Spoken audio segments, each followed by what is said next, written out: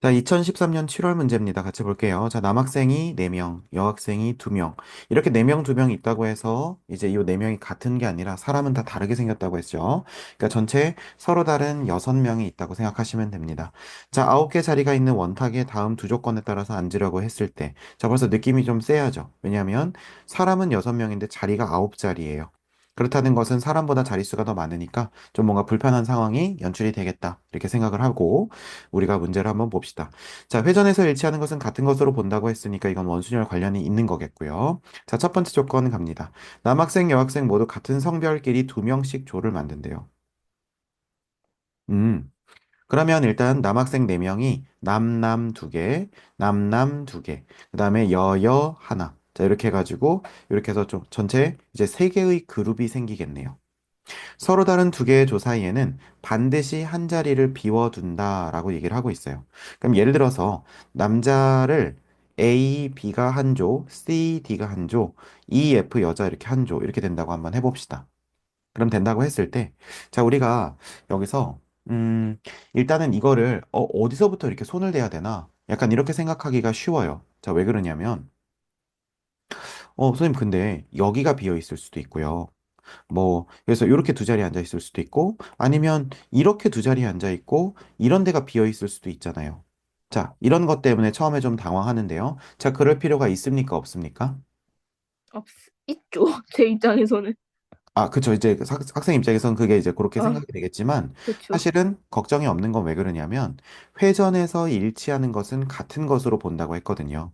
그러면 우리가 자리가 여기가 비어 있고, 2명 앉고, 여기가 비어 있고, 그 다음에 2명 앉고, 그 다음에 여기가 비어 있다.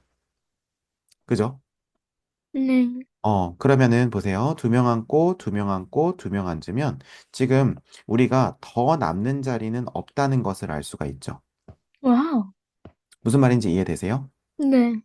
그럼 만약에 비어 있는 자리를 우리가 여기, 그 다음에 2명 앉고, 여기, 그 다음에 2명 앉고, 여기, 이렇게 한다고 했을 때, 어차피 이렇게 앉으면 아까랑 그림이 달라진 것 같지만, 회전해서 같은 것으로 볼 수 있다는 거죠. 그러니까 비어 있는 자리 자체는 앉아 있는 2명만, 2명, 2명, 2명만 배치하고 나면, 사실은 자동적으로 한 자리씩 띄어진다고 보시면 되겠죠. 네. 그러니까 이 문제가 비어 있는 자리가 조금 더 많아지면 머리가 좀 더 많이 아파지는 문제였겠지만 2명 앉고 2명 앉고 2명 앉은 다음에 반드시 사이에 띄워져야 되는 자리가 한 자리씩 있는데 그걸로 해서 9자리가 꽉 채워지기 때문에 차라리 문제가 조금 더 간편했던 그런 문제였어요. 어우, 이해가 되십니까? 살려주세요. 그러면 일단은 여기서 2명, 그 다음에 여기서 2명, 그 다음에 여기서 2명을 앉을 조를 먼저 짜야겠죠. 그럼 그쵸. 여학생 2명은 이미 조가 짜 그냥. 있죠. 그죠? 뭐 굳이 네. 말하자면 2명, 아이고, 굳이 말하자면 2명 중에 2명을 고른다. 이렇게 보시면 되겠죠. 네. 맞습니까?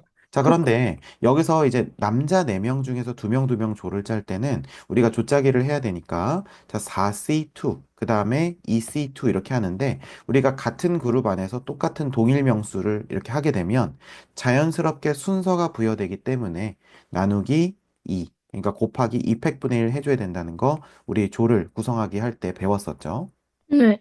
음, 그렇기 때문에 이렇게 해서 일단은 2명, 그 다음에 2명, 그 다음에 2명 묶음을 만들어냈습니다. 자, 요렇게 다 곱한 것이 그 경우의 수라고 볼 수 있겠죠. 이해가 되십니까? 네. 어, 이렇게 해서 하게 되면 여기서 요것이 세 가지가 나온다는 것을 알 수가 있습니다.